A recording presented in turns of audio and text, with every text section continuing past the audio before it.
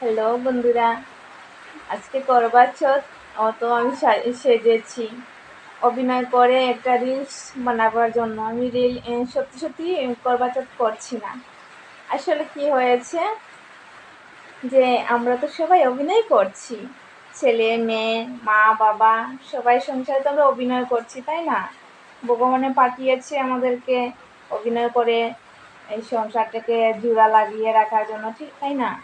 তো একদিন যখন আমাদের অভিনয় শেষ হয়ে যাবে, তো তখন ভগবানে আমাদেরকে উঠিয়ে নেবে, নিয়ে যাবে। যতদিন থাকবো অতদিন আমরা অভিনয় করব। তাই আমি একটা ভিডিও বানাচ্ছি, তাই সেজে ওই যে সেটা করবার চোখ, তাই জন্য করবার চোখ আমি করছি না, তো সেজেছি বন্ধু। এই যে দেখো, বলো কীরকম লাগছে, বলবে কমেন্টে।